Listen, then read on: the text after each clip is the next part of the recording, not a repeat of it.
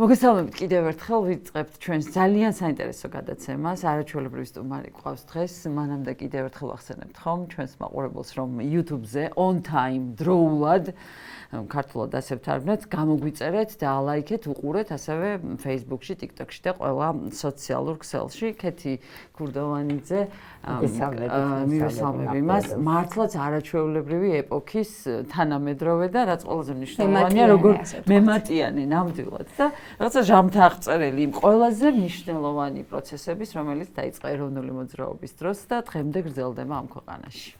კი, და ქეთიმ უნდა მოგვიყვეს და გაიხსენოს ჩვენთან ერთად ის, რაც დიდი ხნის წინ მივიწყებულია და მას არასოდეს არ დაავიწყდება.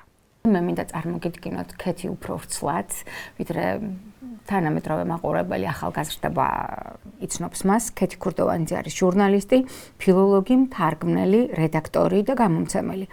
1991-92 წლებში ქეთი იყო საქართველოს პირველი პრეზიდენტის ზვიად გამსახურდიას მრჩეველი განათლებისა და კულტურის მიმართულებით. 1992-93 წლებში მისი საზოგადოებასთან ურთიერთობის სამსახურის უფროსი ზვიად გამსახურდიას პრეზიდენტობის ეპოქას გულისხმობ. 90-91 წლებში ქეთი გურდოვანიძე იყო გაზეთის ლიტერატურა და სხვა დამფუძნებელი და მთავარი რედაქტორი. მოგვიანებით 94-96 წლებში იყო გაზეთ თავისუფალი საქართველოს რედაქციის წევრი და კორესპონდენტი. 2003-2006 წლებში ქეთი იყო გამომცემლობა ლიტერას საბავშვო პროექტების ავტორი და რედაქტორი. 2009 წელს იყო დიასპორის საკითხებში საქართველოს სახელმწიფო მინისტრის საზოგადოებასთან ურთიერთობის სამსახურის უფროსი. 2007 წლიდან დღემდე ის მუშაობს თბილისის სახელმწიფო უნივერსიტეტში, არის უცხოურ სამეცნიერო გამოცემათა მთავარი სპეციალისტი, ეწევა პედაგოგიურ საქმიანობას, არის პროექტების ადაპტირებული ქართული და უცხოური კლასიკის ელექტრონული წიგნების ავტორი. და ვფიქრობ, უნდა აღვნიშნოთ ისიც, რომ ჭავჭავაძის ცენტრის წევრიც არის ქეთი გურდოვანიძე და განსაკუთრებით ღირებულია ჩემთვის მასთან შეხვედრა, იმიტომ რომ მინდა ვისაუბროთ იმაზე, როგორ უნდა გადავრჩეთ ახლა ჩვენ, იმიტომ რომ ფაქტია, რომ ქეთიმ საკმაოდ რთულ პერიოდში იპოვა გადარჩენის გასაღები. დიახ, ყველაზე მნიშვნელოვანი ეპოქა ჩვენი ქვეყნის ისტორიაში, როდესაც ახალბედა ქართული სახელმწიფო დაიბადა, მასთან ერთად გაიარეთ თქვენი ახალგაზრდობა, ცხოვრების საუკეთესო წლები და არაჩვეულებრივი მომავალიც კიდევ წინა აქვს ამ ქვეყანას და დარწმუნებული ვარ, ერთად შევხვდებით და ერთად გავივლით ამას. მიუხედავად იმისა, რა მძიმე ვითარებაც არ უნდა იყოს. მოგესალმებით, დავიწყოთ მეგობარი აქტის მეგობრობას რა მხოლოდ მნიშვნელობა აქვს იმ ეპოქასთანაც პარალელს თუ გავალებთ, მაშინდელი ამერიკა და დღევანდელი ალბათ სხვაგვარი იქნებოდა, ხო? მაშინ რომ აი ასეთი რეაქცია ყოფილიყო და ასეთი წინააღმდეგობა რეჟიმის მიმართ შეერთებული შტატების მხრიდან ალბათ ყველაფერი სხვაგვარად იქნებოდა. მივესალმები მაყურებელს. პირველად ვარ ახლა თქვენ ამ პლატფორმაზე ეთერში. მინდა ყველას უთხრა, რომ ვარ თქვენი გადაცემების მუდმივი მაყურებელი და ყველას ვურჩევ, რომ აუცილებლად თვალი მიადევნოთ თქვენს აბსოლუტურად ახალი სეგმენტს, რომელიც შექმნით YouTube პლატფორმაზე. ეს არის მართლა სიახლე, ეს არ არის არც თქვათ რაიმე ტრადიციული ფორმით, როგორც ჩვენ ანამდე გვინახავს გადაცემები, ასეთი ტიპის გადაცემა. ამიტომ მე ყოველთვის დიდი ინტერესით ვუსმენ, თქვენ მიერ არჩეული კორესპონდენტები ყოველთვის არიან ძალიან საინტერესო, თქვენ მიერ დასმული კითხვები არის ჩემთვის საინტერესო და ყოველთვის ვიგებ რაღაც ახალსაც. მიუხედავად იმისა, რომ თითქოს ყველაფერი უკვე ვიცი, ყველა თქვენი გადაცემის შემდეგ მე რაღაცა ახლით უბრუნდები ჩემ თავს. ძალიან დიდი პატივია. შვება, ასე ვთქვათ, იმიტომ რომ ჩვენს გარკვეულწილად ვცდილობთ თავის გადარჩენის გზების პოვნას და რაღაც გაგებით სხვების გადარჩენას. ნამდვილად ასე ახერხებს ექსპერიმენტში მონაწილეობა. და ჰიბრიდი არის პოდკასტსა და სატელევიზიო ჟურნალისტიკას შორის და არ ვიცი როგორ გამოგვდის. სულ რამდენიმე გადაცემა გააკეთეთ და უკვე მე პირადად მიმაბით ამაზე. დიდი მადლობა. ძალიან ბევრს ნიშნავს ჩვენთვის. ახლა დავიწყოთ იმ ეპოქით, რომელიც დაიწყო, ასე ვთქვათ, 80-იან წლებში საქართველოში და რომელიც დღემდე გრძელდება. აი, ერთგვარად ეს არის დაუსრულებელი ბრძოლა და ალბათ ესე გაგრძელდება მეტ-ნაკლები სიმძაფრით, მეტ-ნაკლები სიმძლავრით. და ეს იყო ეპოქა, როდესაც საბჭოთა გვიანდელი საბჭოთა კავშირის დროს დავიბადე უკვე მე გავჩნდი და ცნობიერად უკვე ამ სისტემის აღქმა დავიწყე უკვე საბჭოთა კავშირი, როდესაც თითქმის სულ ზღაფავდა. მაგრამ მე მინდა პირველ ყოვლისა მოვყვე ამბავი არა ვინმე ამ ისტორიული ფიგურებიდან ვინმე კი არ გავამართლო ან გავამტყუნო ან ვიღაცას ბრალდება კი არ წაუყენო. არამედ მოვყვე როგორი იყო ბედი ისტორია აი ამ ადამიანებისა, რომლებმაც გამოიარეს ეს ისტორიის ქარტეხილები სულად სამი განსხვავებული ეპოქა და ეხლა მეოთხე ამისგან კიდე განსხვავებულ ეპოქაში გვიხდება ცხოვრება. ეს იყო საბჭოთა კავშირის ეპოქა, ეს იყო თავისუფალი საქართველოს გარეჟრაჟი, რომელიც ძალიან ცოტა ხანს გაგრძელდა. შემდეგ იყო ძალიან დიდი ეგრეთ წოდებული ზასტოის პერიოდი, ანუ აი მართლა პოლიტიკური შუა საუკუნეები საქართველოში და ახლა უბრალოდ რაც ახლა ხდება, ამას მე ჯერჯერობით სახელს ვერ ვუძებნი, მაგრამ რაც პოსტმოდერნული ამბავი რომ ხდება, ამას ხვდები. მაგრამ ზუსტად რა არის ამის სახელდება, ამას ისტორია ალბათ თავის ადგილს მიუჩენს. ეხლა რა იყო საბჭოთა ქოციანობაც ისე ალბათ სულფასოვნად მაინც ვერ გამოხატავს, იმიტომ რომ არ არის მხოლოდ ქოციანი. არ არის მხოლოდ აი ამაშია საქმე. მაგრამ ამას აუცილებლად დაერქმევა თავისი სახელი კამიუსა და სარტრის თეორიას მივემხრობი, რომ თავისთავად მოვლენა ჭეშმარიტება არ არსებობს, საგანიც არ აქვს თავისთავადი მნიშვნელობა, მასე ვაძლევთ მნიშვნელობას ჩვენ. იმპერია იქნევს კულტს, მოკლედ, აი ამ მომენტში. ავართ, როდესაც საბჭოთა კავშირი მე მინდა რომ ყველა მაყურებელმა განსაკუთრებით ახალგაზრდებმა ყურადღებით მოусმინონ ამ გადაცემას და მიხვდნენ სად ვცხოვრობდით ჩვენ, საიდან გამოვაღწიეთ, რა გზა გამოვიარეთ, ვიდრე აქამდე მოვიდოდით და რატომ არ უნდა დავკარგოთ ის და ყველანაირად უნდა ვიბრძოლოთ იმისთვის, რაც აქამდე მოგვიპოვებიათ. თქვენ უნდა იცოდეთ რა გამოვიარეთ ჩვენ. ხელმისაწვდომობა არც სწავლაზე, არც დასვენებაზე, არც მოგზაურობაზე, ეს არაფერი ამბავი მათ არ ქონდათ. ეს ქონდათ ელიტურ წრეებს და მე ვიყავი ამ ელიტური წრეების წარმომადგენელი, რომელიც პრაქტიკულად იმ დრომდე ხო, ჩემი მშობლები იყვნენ, დედაჩემი იყო ინგლისური ენის სპეციალისტი, იყო ესეთი ისიც ძალიან გამომცემლობაში მუშაობდა და ინგლისურენოვანი წიგნების რედაქტორი იყო არაერთის.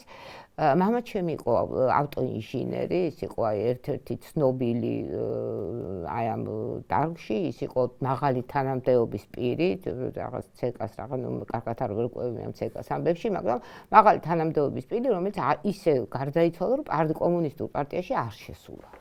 ეს იყო მისი პროტესტი, ხო, მაგრამ რაღაცნაირად მგონი ძალიან უყვარდა მჟავანაძეს და მამაჩემი და ამიტომ დაინდეს და თქვათ ასე არ გაანადგურეს. აი ერთი მხრივ რომ კომუნისტები რომ ცუდი იყვნენ, ეს მე ვიცოდი. აი ის რომ საქართველო უნდა ყოფილიყო რაიმისგან დამოუკიდებელი, ამისი მე არც განცდა მქონდა, არც საქართველოს ისტორიას სიმართლე გითხრათ არ ვიცოდი, სკოლაში ხა არავინ არ გვასწავლიდა. მთელი ჩემი არსებით მეგონა რომ ჩემი იდენტობა უნდა დამეფიქსირებინა ფოლკნერთან, ჯოისთან, პრუსტთან, ასეთ მწერლებთან და არა ილია ჭავჭავაძეს და ვეფხისტყაოსთან და ვაჟა-ფშაველას და აი როგორც არ უნდა გაგიკვირდეთ, ისეთი აი ყალთაბანდური დამოკიდებულება მქონდა, ამათ ცოტა ირონიული კი. როდის მიხვედით? აი მაგასაც მოვყვები, როდის მივედი ამ ირონიულიც კი, როდესაც მე დავამთავრეს სკოლა ასეთი განწყობით, უბრალოდ საკმაოდ განათლებით, იმიტომ რომ დიდ დროს უთმობდი კითხვას, ეს ჩემი საყვარელი საქმიანობა იყო. დავამთავრე, აი მაგათაც ჩოგბურთზე სტარტო დავდიოდი, იმიტომ რომ ეს იყო ძალიან ელიტარული სპორტი. ნუ მუსიკას ხან ნიჭით მქონდა, ხა ისე რა ხო ბალეტზე არავინ არ მიმიღებდა და ამიტომ დავდიოდი ისეთ ესე იგი ამბებზე, სადაც და უკრავს ქალბატონი ქეთი ეს ჩვენი მაყურებლისთვის უნდა ვთქვა. აი ასეთ მუსიკაზე და აი რაც იყო მაშინ ესე დავდიოდი, ხო, ხა რუსულზე და ინგლისურზე არ დავდიოდი, იმიტომ რომ დედაჩემი პრაქტიკულად სოხუმში სოხუმელი იყო და რუსულად ლაპარაკობდა ძირითადად და ჩვენ ისედაც ვიცოდით რუსული და მაგრამ ცდილობდა სულ ქართულად ელაპარაკა, მაგრამ რუსი ვატყობდი, რომ ნუ ვერ მიხვდებოდი, რომ ქართველი ლაპარაკობს და დედა ჩემი ინგლისური სპეციალისტი იყო და ამიტომ ჩვენ ეს მასწავლებლები გარეშე არ გვჭირდებოდა. ასევე ჩვენ ცხოვრობდით ძალიან ბედნიერად, ეს იყო ოჯახი, რომელსაც 3 მანქანა გვემსახურებოდა სახელმწიფო, ქვემოთ ჩამოვდიოდით 3 მანქანა იდგა და ჩვენ ვაგატარებდნენ სხვა ადგილას ეს მანქანები მცხოვრები და როდესაც საქმეზე მიდგა, აღმოჩნდა რომ ყველაზე დიდი მოწინააღმდეგე აი ამ მაშინდელი ხელის აღმოჩნდა ჩვენი ოჯახი. ეს რაოდენ პარადოქსულადაც არ უნდა მოგეჩვენოთ. ის ოჯახი, რომელშიც სიკეთებს იღებდა მაშინდელი დილით კარი გაიხსნებოდა და შემოვიდოდა ცეკას ეგრეთ წოდებული პაიოკი, ასე მოვიხსენებთ, რაც ერქვა ტერმინები მინდა შევინარჩუნო. ამაში იყო მაგალითად პოლონური პეჩენია, რომელიც მაშინ ცოცხობილა, ანუ რომელიც მაშინ ითვლებოდა, აი ძალიან წარმოუდგენელ მათ რა ქვია აკროის იყო 4 კვარტეტი რო იყიდებოდა პეჩენია მაღაზიაში, ამიტომ შენ როდესაც პეჩენიას სიმპტომა მოგ ასე ეწერა საბჭოთა რო შევინარჩუნო ეს საბჭოთა ტერმინები. მაგალითად ამაში იყო ანანასის კომპოტი, რომელიც იყო დელიკატესი. წარმოგიდგენიათ თქვენ მაშინდელი ეპოქის აი ესეთი რაღაც არ ქონდათ საბჭოთა ადამიანს ქონდა იმის საშუალება კიტრი, პამიდორი რაღაც ბაზარში იყიდა, მაგრამ იმის საშუალება ნამდვილად არ ქონდა, რომ თქვა აი ესეთი რაღაცა უცხოური წარწერების მქონე ხო პროდუქტი, რომელსაც უცხოური ენაზე ეწერა სემოთან, რაღაც ამისი ფუფუნება მათ არ ქონდათ. ეს ოჯახი აღმოჩნდა ავანგარდში, ბრძოლის ავანგარდში, როდესაც ანუ მარტო თქვენ არა, თქვენი მშობლებიც ასე. ჩემი მშობლებიც, დედაც და მამაც. აქ, ესე იგი, ჩვენი ოჯახი იყო საკმაოდ დიდი, ყველა ცხოვრობდით ბებიას და ბაბუას სახლში, იმიტომ რომ ბებია იყო ვაკეში, აბაშიძეზე და იმიტომ რომ ბებია სახლში ყველა სამივე ქალიშვილი და სამსახურში დადიოდა და ბებია იყო ჩვენი აღზრდელი. ეს იყო მე, ჩემი ძმა და ჩემი დეიდაშვილი კოკა რუსეცკი, რომელიც არის ახლა ბონის უნივერსიტეტის პროფესორი, ფიზიკოსი და ძალიან აქტიური ქართველი, რომელიც იქ იბრძვის ჩვენი თავისუფლებისთვის. ბონის უნივერსიტეტში და შვეიცარიაში მისი მეუღლე ირმა მგელაძე, ესენი არიან ყველაზე აქტიური ადამიანები დღეს ახლა ერთ-ერთი ყველაზე აქტიური ადამიანები, მიტინგების ორგანიზატორები იქ და ჩვენი მხარდამჭერები. და აი მე მგონი რომ მე ჩემს ძმასაც და ჩემს დეიდაშვილსაც რომ არაფერი აი ამ ხნის განმავლობაში რაღაცნაირად პრინციპული როგორ არ შეგვშლია პოლიტიკური მიმართულებით ჩვენ სწორ გზაზე ვიარეთ, ეს არის ბებიეს დამსახურება. რომელსაც ეს კოდი ჩადო. ბებიები, ბაბუები და ოჯახი მოკლედ. მაგრამ რაც შეეხება ჩემს ქართველობას, ჩემს იდენტიფიცირებას ქართველობასთან, აი ეს კი დაიწყო მაშინ, როდესაც მე დავამთავრე უნივერსიტეტი, რა თქმა უნდა, ჩემმა ძალიან გავლენიანმა მამამ სწრაფ მიშოვა სამსახური, ამას ყველაფერს ხაზს უსვამ, რომ არა მე სამსახურში ჩემი მონაცემების და ნიჭის გამო კი არ მიუღივარ იმის, ამიტომ რომ მე ვიყავი ნოდარ ქურდოვანიძის ქალიშვილი და სწრაფ ესე იგი საუკეთესო შტატით, ეს იყო ჟურნალის სკოლა და ცხოვრება, რომელშიც მე მე მახსოვს ეს ჟურნალი. ეს ჟურნალი მდებარეობდა მერაბ კოსტავას ეზოში. აი მერაბ კოსტავას ეზოში ვარ. მერაბ კოსტავას სახლი, რომელიც არის რესტავრირებული და შეცვლილია, ხო? აბსოლუტურად შეცვლილი არის, აბსოლუტურად ავთენტიკური მასთან სახლთან ხო ამას უკვე აღარაფერი კავშირი აღარ აქვს.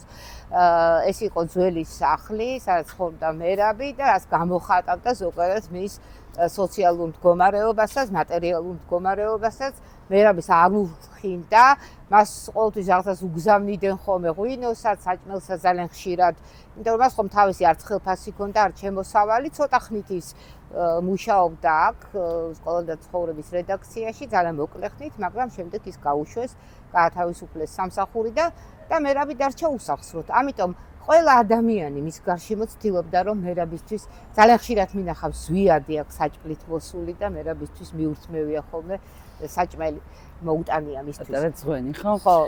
ეს სახლი ეხლა მე ვწხვდები რომ რესტავრირებულია, ცადოთ აბა თუ არის ღია, თვალწინები დაკეტილია, უკვე სახლ-მუზეუმად არის ქცეული. უკვე დაკეტილია. სახლ-მუზეუმად არის ქცეული. კი. ეს არის სახლ-მუზეუმი, ნამდვილად.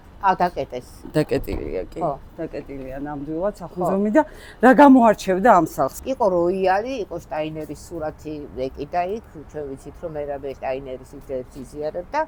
იყო წიგნები და თითქმის მეტი მაგიდა, რომლის გარშემოთაც გვალი მაგიდეს ძველებური, იკრიბებოდნენ ხოლმე ადამიანები, დისიდენტები, ჭორდნენ, საუბრობდნენ და თითქმის მეტი არაფერი იქ არ იყო, რაღაც მე შემდეგ შეემატა პორტრეტი მერაბის, ვიღაცამ დახატა მერაბის პორტრეტი, როცა ის პოპულარული გახდა და ეს იყო ძალიან ღარიბული სახლი.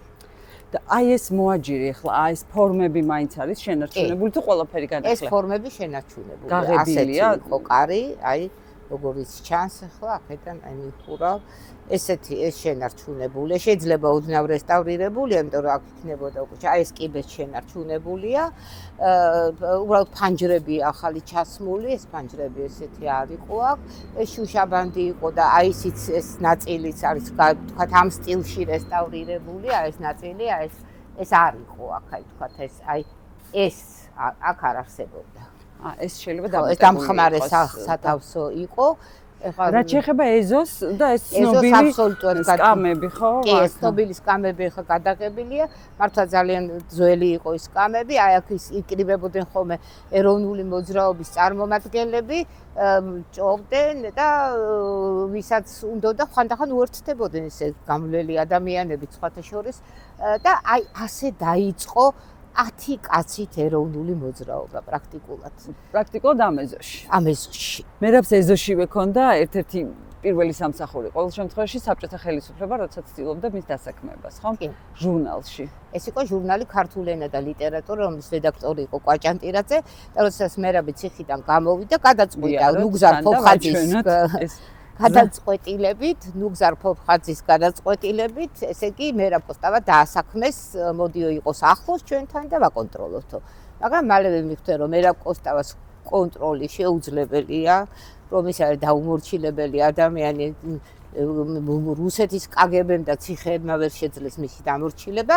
აი ეს არის ის ფანჯარა, მერაბის ოთახი, ეს არის მერაბი მუშაობდა ძალიან ცოტა ხანს, შემდეგ ის გაანთავისუფლეს სამსახურიდან, ალბათ იმავე არ დადისო სამსახურში, ასეთ მოტივი იყო, არავინ არ დადიოდა საბჭოთა კავშირში სამსახურში, მაგრამ ამ კანონს დაემორჩილა მხოლოდ მერაბ კოსტავას შემთხვევა. ეს იყო და თამაზ კვაჭანტირაძე დაემშვიდობა? კი, ის დაემშვიდობა მერაბ კოსტავას სამსახურიდან გაუშვა.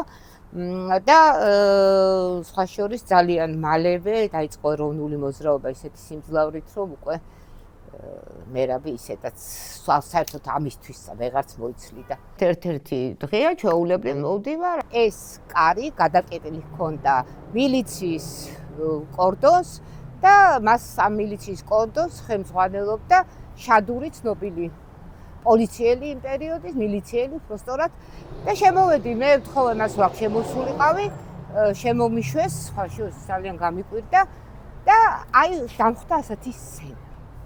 რომ აი ამ ადგილას იდგა მერაბ კოსტავა, ეს იყო ჩემი შეხვედრა პირველად მასთან. და აქ იდგა მერაბი, გარშემორტყმული 10-ოდე ახალგაზრდით, რომლებიც იცავდნენ მერაბს. პოლიცია კი ცდილობდა მათ წაყვანეს.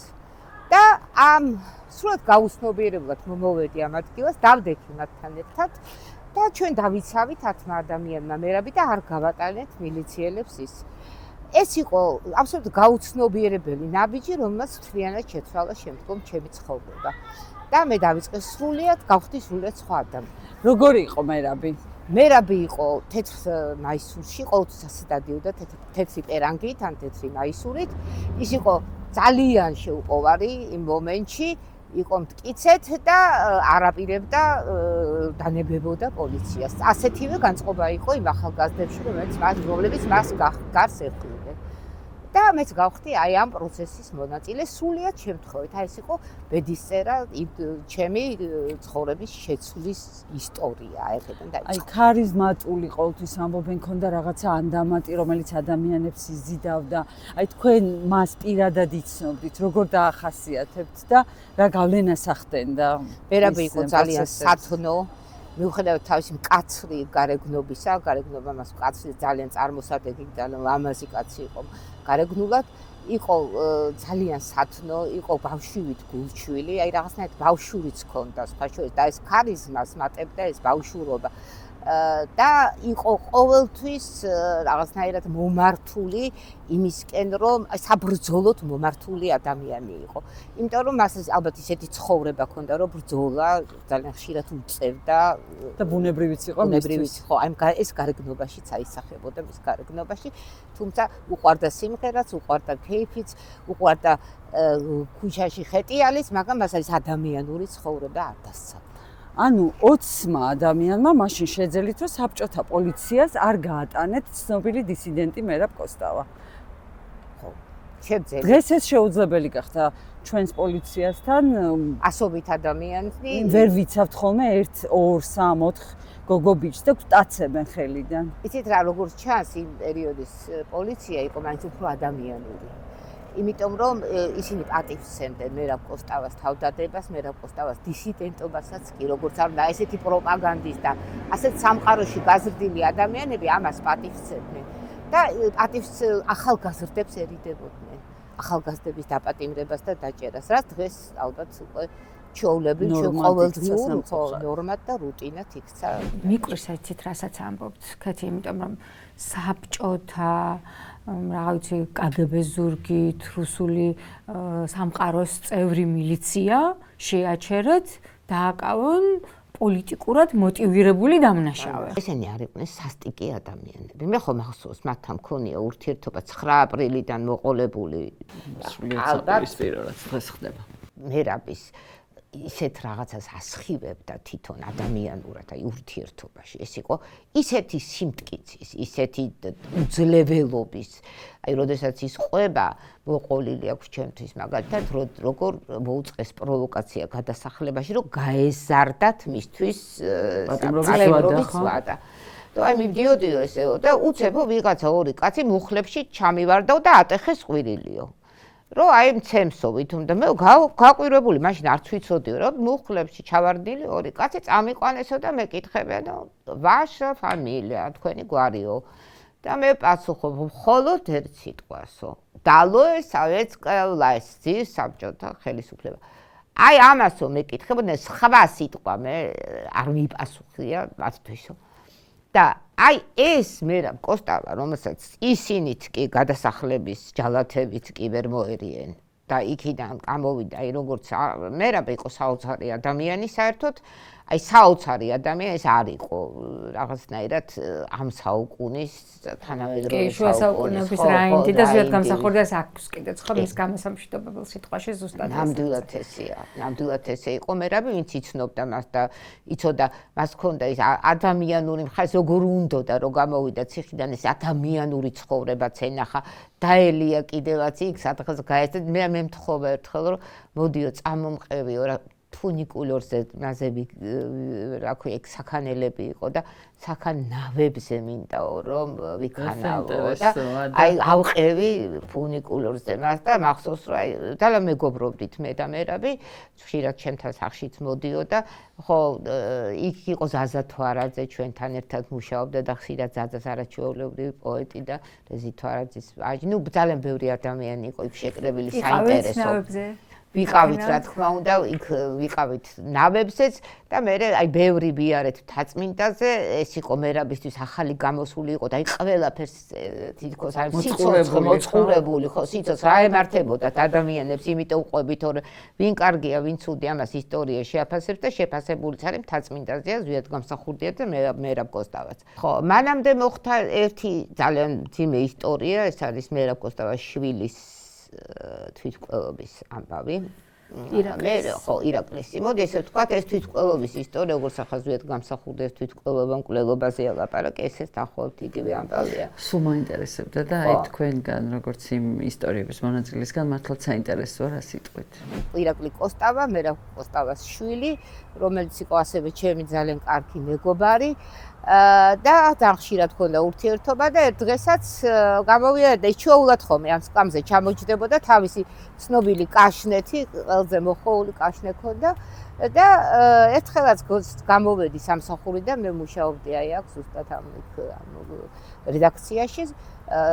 კითხე მას მოწყენილი იყო და ირაკლი რამე ხომ არ გიჭირს მეთქი და მითხრა რომ არაო რაღაცნაირად ჩაილაპარაკა მივხვდი რომ ხასიათოდ იყო და უთხრა რომ კარგი მეთქი ხვალ მოვალ და ვილაპარაკოთ თქო აი ესეც ვერ მიპატიებია ჩემი თავისთვის როგორ არ გავჩერდი მაშინ მე ირაკლისთან წავედი და მე ალბათ წამოიდგენდით მაშინ რომ მეორე ასეთი ტრაგიკული იქნება მაგრამ ალბათ მაინც უნდა გავჩერებულიყავი და დაუცად მეორე დილას მოვედი და მოხდა ეს ტრაგედია რომ ირაკლიმ თავისი კაშნეთი ვინ იყო პირველმა ირაკლი?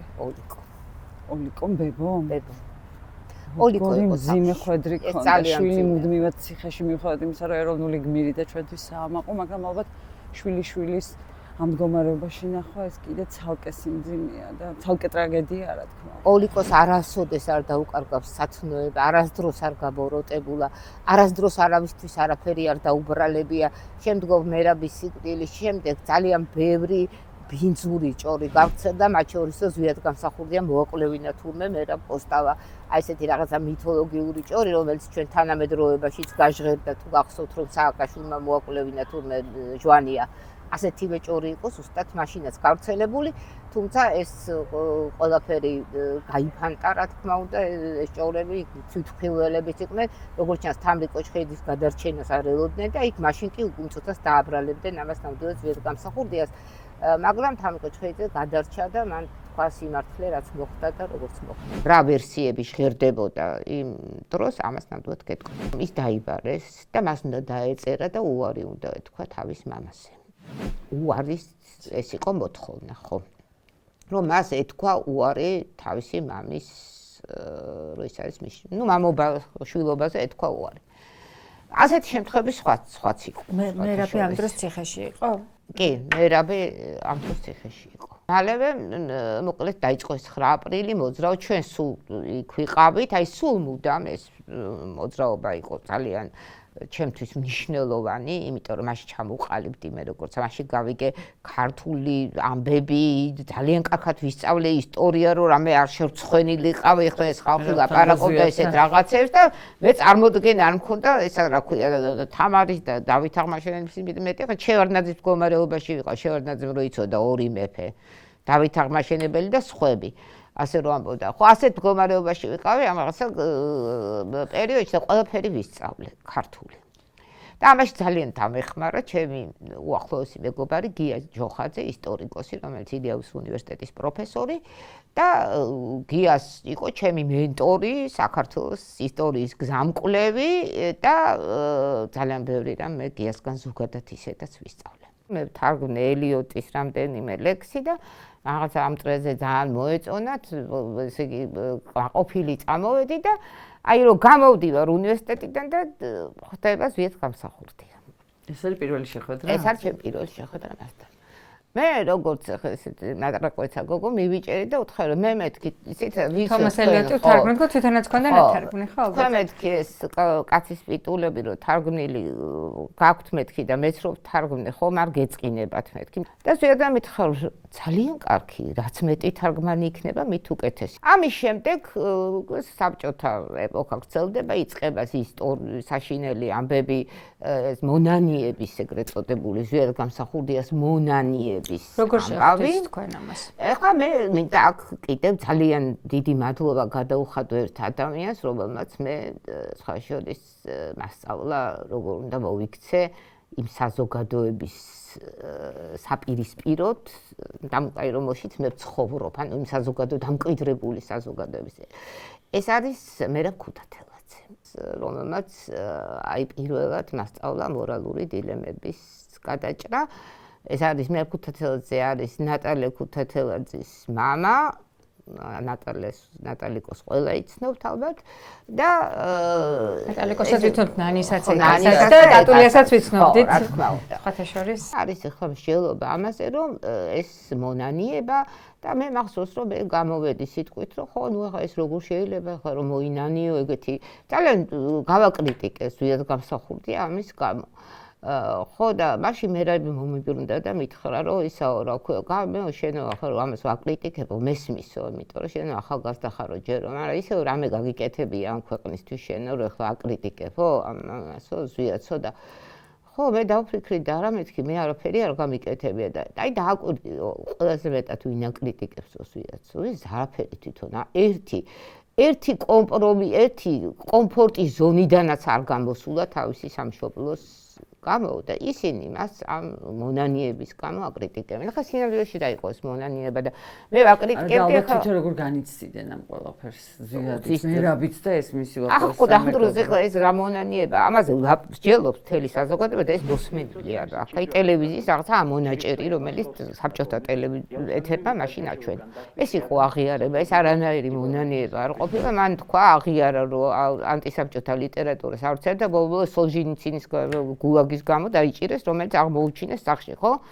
და ის მერაბი და ზვიადი შეთანხმდნენ, გამოვიდა მერაბი და არაერთხელ გააკეთა ამაზე განცხადება და რომ ეს იყო შეთანხმება, რომ ერთი ჩაჯდებოდა ციხეში და მეორე გარედან იბრძოლებდა და ვინაიდან ყოველთვის ზვიადს უფრო მეტი კონტაქტი ჰქონდა, ჯერ ერთი ენები იცოდა, ბევრად მეტი და კომუნიკაცია დასავლეთთან და აი ეს იყო პირველი კომუნიკაცია, როცა ჩვენ აი მეგობარ არქზე ლაპარაკობთ, აი მაშინ დასავლეთი ძალიან დაეხმარა ჩვენს დისიდენტურ მოძრაობას, რომ დასავლეთში როდესაც ხმაურობდნენ და ამ სახელებს ავრცელებდნენ და მაინც რაღაცნაირად საბჭოთა კავშირი ამას ანგარიშს უწევდა. საბჭოთა კავშირი რეაგირებდა ქოციანობისგან. პირადადაც მიკითხავს მე ეს ამბავი როგორ მართლა ეს იყო თქო რომ შეთანხმდით თქვენ და მე ოფიციალურადაც გააკეთა ეს, იმიტომ რომ ბევრი ეკითხებოდა როგორ ჩანს. და აი ამ ეგრეთ წოდებულ მონანიებაში. ხო, ეგრეთ წოდებულ მონანიებაში ხო, იყო სინამდვილეში აღიარება, როდესაც ის ამ ნამდვილად ამბობს, რომ აი უნდა ვებრძოლო, ხო, დისიდენტური მოძრაობა. თავის საქმით მან გააგრძელა ბრძოლა, ხო? საქმით ვინ რა გააკეთა, თორე ჩვენ ვიცნობთ ადამიანებს, რომლებიც აფელირდებოდნენ მხედრიონთან, მაგრამ შემდეგ გახდნენ უდიდესი პატრიოტებიც. ახლა არ არის ესე ცალსახად და ვიცნობთ ადამიანებს, რომლებიც მებრძოლის ზვიადისტები რო გვეგონა თავს რო იკლავდნენ, ახლა რა ქვია, აგერ რუსების მხარეზე არის. ამიტომ ხო, ასეთ ადამიანების წარსული ხო, მაშინ ფასობს, ახლა აქ არ მოდი ესე გამოვკვეთოთ, რომ ადამიანის წარსული ფასობს მაშინ თუ ის გამაგრებულია აწყვეტი. როგორც კი აწყვეტი წარსული ვერ იქნება გამაგრებული, ის ჩამოიშლება. ასეთი გინდა, ისეთი. შემდეგ ყველამ ვიცით, რომ იყო გაუთავებელი მიტინგები და შეგრძნება, რომ ეს არასდროს არ დამთავრდება. აი ეს შეგრძნება, რომელიც ახლა ჩვენ გვაქვს, რომ ეს არასდროს არ დამთავრდება, ეს იყო მაშინაც. მაშინაც იყო ეს მილია, დღეს ბევრი ხალხია, შიგადაში გამოგვიძება, დღეს ცოტა ხალხია, დამთავრდა, გვაჯობეს, აი ეს განცდები იყო მაშინ. ამას იწვევს ამ გზნობას როგორც ჩანს, იწვევს უსამართლო გარემო. როდესაც გარემო უსამართლო, ამის გაძლება არის შეუძლებელი და ეს გეჩვენება, რომ აი ძალიან დიდხანს გრძელდება. აი როგორც რაღაცას რო ელოდები, აი თქო რაღაცა და აღარ დადგება იმ გაფრენის დრო, აღარ დადგება ვიღაცის მოსვლის დრო. აი ესეთი ვეძნებია. მართლა დიდხანს გაგრძელდა მაშინაც და ახლაც. ყოველ შემთხვევაში ჩვენ რომ წარმოგვედგინა იმაზე დიდხანს. ბევრად.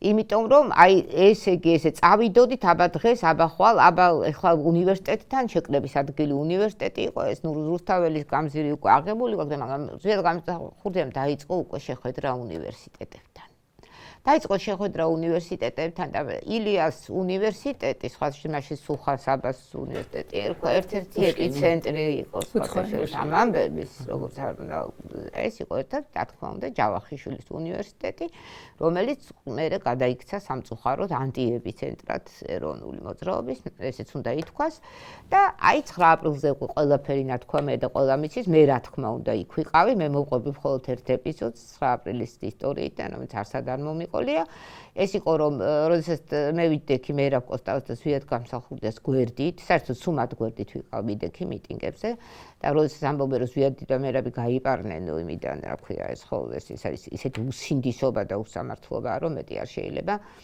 საოცრად მოიქცა ქართველი მილიციელები მაშინ, აი ძალიან დიდი მადლობა იმათ, ვინც იქ იყო, მათ გადაარჩინეს მოშიმშილეები, ხელით გაიყვანეს, სათითაოდ ისინი იყვნენ ჩვენაირი ქართველები და ჩვენზე მეტი გააკეთეს იმ დღეს, ვიდრე ჩვენ ჩვეულებრივმა ადამიანებმა.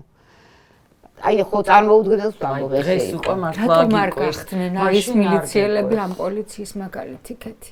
სულ მაგას ვახსენებთ ხოლმე პირადადაც როცა ველაპარაკებით იციან, მაგრამ გვიყურებენ სხვათა შორის არა ჭიქის, არამედ გონიერი თვალებით, მაგრამ საქმეზე რომ მიდგება, გვცემენ, გვწამლავენ და ყველაფერს აკეთებენ, რაც რეჟიმს უნდა.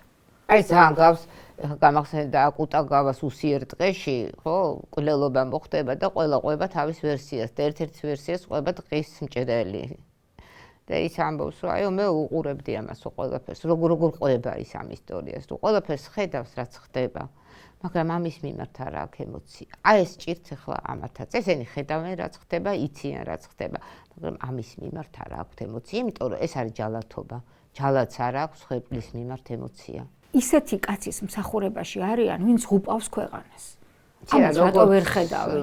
საკუთარი ცხოვრების, მეგობრების, ქვეყანაში არსებული გარემოს მაგალითზე რატო ვერ ხედავენ, რომ ისინი არიან საცეცები ახლა ბიძინა ივანიშვილის ძალიან ბოროტული პოლიტიკის. ხო ეს უნდა ახსოვდეთ და რატო არ ახსოვთ, რა დაემართათ შევარდნაძის მომხრეებს მერე და მის სხვათა შორის დასაყრდენ მხედრიონს და ესეც ამასაც ვთქვათ მერე და რა ხელისუფლებაში არიან ახლაც. ხო ხედავენ? მიწაშიც არიან. სამწუხაროდ. ნაწილი გადარჩება ხოლმე და ნაწილი არა, მაგრამ არა, ძალიან დიდი ნაწილი არ გადარჩა სამწუხაროდ და ეხლა დღეს რომ მაგალითად პროპაგანდა რო შეადაროს, პროპაგანდა აკეთებს ამას, აქ ამათ ვიოლებს დღეს ამ სისასტიკეების ჩადენას, მაშინაც ხო პროპაგანდა ყვაოდა, ხო? თუ სამსახურის საკარგი შიში. პროპაგანდა მაშინაც ყვაოდა რასაკვირველია, იმიტომ მაშინ თვათ ისეთი ერთი არხი იყო, ხო? ეხლა მაინც რაღაცა დივერსიფიცირებულია, ხო? და ონლაინ. იქ ხო ერთი არხი იყო და გამოსული იყო. აი პიტა ეთერში ათერით ასამართლებდნენ ზვიატისტებს. აი თანმიმდევრულად რომ მიყვეთ და მე 9 აპრილს გამოვტოვებ, იმიტომ რომ ამაზე იმდენი არის ნათქვამი უკვე, მაგრამ ერთ ისტორიას მოყვები მეთქი ძალიან საინტერესოს, როდესაც ატყდა ეს ამბავი და აი მოვიდა ჩემთან ეს რუსის აბსოლუტურად ეს ადამიანი არ იყო, ამას რაღაცა ნარკოტიკული თხრობის ქვეშ იყვნენ ეს რუსის გვარდიელები ან რაღაცა და მან აიღო და ხელი გამომიწოდა და მეც გაუწოვდი. რომ მეთქი ადამიანმა გაიგვიწა რომ მე ძირს რო ვარ დავარდნილი უნდა ამაყენოს მეთქი და მართლა წამომაყენა ძირიდან და როგორც კი წამომაყენა და პირდაპირ ცხვირში აი მომასხა ეს ხო აი ესეთი ვერ აი ეს არის რუსი ეს არის რატომ მოვყევით მაგალითად ეს არის კლასიკური ნიმუში რუსული იმპერიალიზმის ვითომ ხელს გიწუდის ვითომ გეხმარება და მეორე ხელში მომზადებული აქვს ესპრეი აი რა მოხდა რომ მე უბრალოდ სუნთქვა შევიკარი იმ მომენტში და აი ნელივე ნაბიჯით არ გავქცეულ ვარ გადავედი მოპირდაპირ მკრახელი ამან და გადავედი მხატვრის სახლში შევედი და აი შემოვარდა ლაშა თაბუკაშვილი და რეზიკო ხო არ გინახავთო რეზიკო და ვაიმე მეთქი არადქო და დავიძარი ისევ კარისკენ რომ გარეთ გავსულიყავი მოსაძებნად და აი ეს უკნიდან წუდა ჩემი მეგობარი მე იქ იყო ისიც იმ შემ და გამომგაგლიჯა და ჩვენ შემოვცვივდნენ ამ დროს ეს რუსის ჯარისკაცები უკვე მხატვრის სახლში და ჩვენ უკანა მხრიდან გაგვიყვანეს და სახლში რომ მოვედი იქი და მომიყვანა ამ ჩემმა მეგობარმა სახლში მანქანით გადმოვედი ბარნოვის ქუჩაზე მაშინ ბარნოვის ქუჩა იყო ხო ქვია აბაშიზე და ხმამაღლა ვღრიალებდი რომ ხალხნო ბავშვები დახოცეს და იქიდან ზოგიერთმა მეზობელმა სამწუხაროდ ყველა მაგრამ უმრავლესობამ დაგვაძინეთ აი ეს იყო მაშინაც იყო ეს და ამას ბევრი ადამიანი დამიდასტურებს ვინც ესწრებოდა იმ მომენტში და აი მთლიანად დავკარგე მაშინ რაც ჰამლეტივით დამემართ ადამიანზე წარმოდგენა ეს იყო რომ ადამიანი აღარ არსებობს და აი ამის შემდეგ იწყება მე მაქვს ახლა ეგ პერიოდი ეს პერიოდი ქონდათ თქვენ ეს დასაკვირველია ამბები არის ყველაზე მნიშვნელოვანი და მრავლისმეტყველი. კი, ნამდვილად ასე იყო.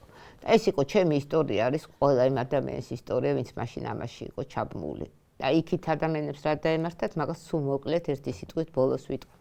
აი, ეხლა ისა რა ქვია, დაიწყო, მოვიდა და არჩევნები, გავიმარჯვეთ როგორც იქნა, მაგრამ არჩევნებამდე ჩვენ მივედით უკვე ძალიან პოლარიზაციით. იმიტომ რომ აქეთ ხარეს იყვნენ თამრი კოჩხეიძე, იყო რა ქვია აზარიშვილი, ხო, ეროვნული დემოკრატია, გია ჭანტურია, ირაკლი წერეთელი, ნოდარ ნათაძე და ირაკლი შენგელაია. და აქეთ ხარის დარჩა ზვიად გამსახურდია მერაბ კოსტავას გარეშე, ხელმოჭრილი, ეს იყო საგანგებოდ ხა. ამაში ორი აზრი არ არსებობს. რასაკო, მაგაში ორი აზრი არსებობს. ეს იყო მოწყობილი ავარია, რომელსაც ჩუბოც თამრი კოჩხეიძე შემთხვევით გადარჩა.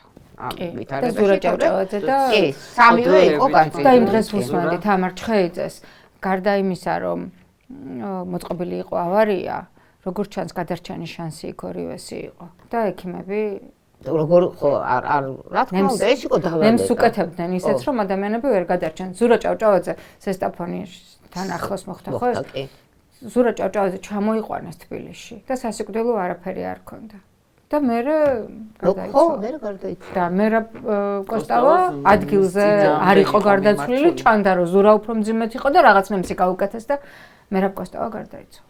კი, აბსოლუტურად არ გამოვცვლი რიცხავ ამ ამბავს სრულიად, იმიტომ რომ არა, ეს რომ მოწყობილი იყო ავარია და მერაბიც რომ ზვიადი რომ მოუკლეს მერაბი, ამაში ორი აზრი არ არსებობდა, ეხლა რატომ მოუკლეს? პირიქით რატო არ მოხდა? იმიტომ არ მოხდა პირიქით, რომ მერაბ კოსტავა იყო სინდისი, ეროვნული მოძრაობის სინდისი. მერაბი რასაც იტყოდა, ის იყო კანონი მაშინ. კრიტიკას არ ექვემდებარებოდა მერაბის ნათქვამი, იმიტომ რომ პოლარიზაცია მერაბი რო ყოფილიყო არ იქნებოდა. არ იქნებოდა, იმიტომ რომ რასაც მერაბი იტყოდა ის მერაბი იყო უმწიკულო ავტორიტეტის ლიდერი და ზვიადის აი ეს ეგრეთ წოდებული ზღა მონანიებაზე რო ვილაპარაკე ვიღაცებს მაინც მასთან ადისტანცირებდა და ანუ საბჭოთა კგბ-საც ეგონა რომ მერაბის გარეშე ზვიადი ვერ გაკაჩავდა ასე ვთქვათ და დაშლაც უფრო გაუადვილდებოდა და ასეც გააკეთეს. ასეც გააკეთა მე და კიდე 6 თვე როგორ გაძლო ზვიადმა ესეც საკვირველია ხელისუფლებაში.